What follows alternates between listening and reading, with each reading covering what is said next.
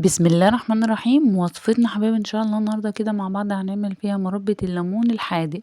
هنعملها بطريقه سهله وبسيطه خالص. هتعتمد الطريقه دي في عمل الليمون على طول عندك. بس يلا في الاول كده، لو انت لسه مش اشتركتيش معايا في القناه اشتركي وفعلي زر الجرس على كلمه الاشتراك اللي باللون الاحمر، عشان كل ما انزل فيديو جديد يوصلك بيه اشعار، واعملي لايك وشير لو عجبك المحتوى بتاعي.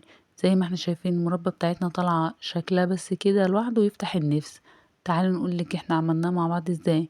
طريقة سهلة وبسيطة خالص، وهتلاقي مكوناتها موجودة عندك في المطبخ. اول حاجة عندي كده طاسة على النار او حلة حاطة فيها مية سخنة، تكون المية السخنة دي بتغلي. بعد كده عندي نص كيلو من الليمون مقطعاه شرايح كده، ويكون الليمون بتاعك اصفر كده وشكله حلو ومش اخضر عشان ما يمررش معاكي. اول ما المية تغلي هنزل بالنص كيلو من الليمون ده اللي انا مقطعاه شرايح، وانا عايزه الليمون بتاعي ده ياخد بالظبط نص سوا. يعني مش هغليه غلوتين لحد ما ياخد معايا نص سوا كده. ابدا ان انا اشيل في الليمون بتاعي. هنا انا كنت بعمل اختبار لليمون ولقيته لسه كمان عايز غلوتين. وبهنا حبايبي خلاص كان الليمون بتاعي بدأ يخش في سوا تقريبا، اخد نص سوا كده ونزل كل المرارة اللي موجودة فيه. هشيل بعد كده بقى الليمون ده واخده اصفيه ونكمل بقية وصفتنا. مربى الليمون الحادق ده بتشبه شوية الليمون المعصفر، بس بيكون طعمها احسن من الليمون المعصفر وكمان اسهل في التحضير. بعد كده بقى هجيب طبق عندي وابدا اصفي بقى الليمون بتاعي كده من المية بتاعته، لان المية دي هو نزل كل المرارة اللي موجودة فيها. وهديله كمان شطفة بمية باردة، وممكن كمان لو انت متأكدة ان المرارة بتاعته كلها نزلت كده خلاص.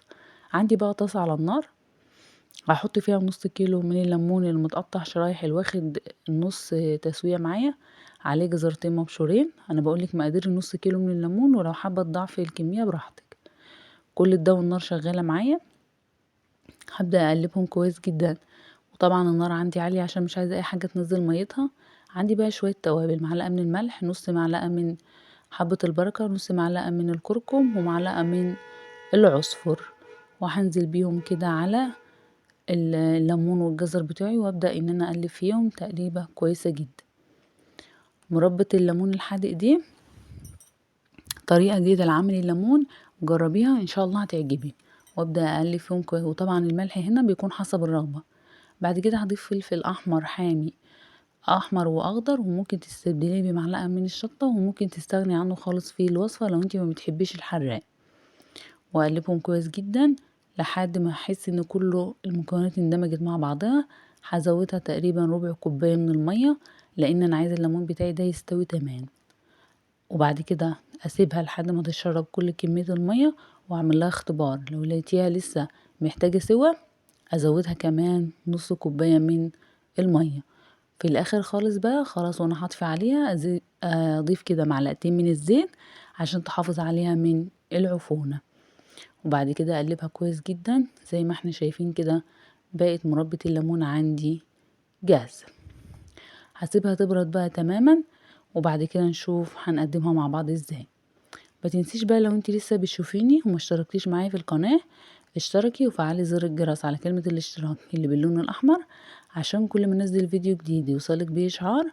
واعملي لي لايك وشير لو عجبك المحتوى بتاعي.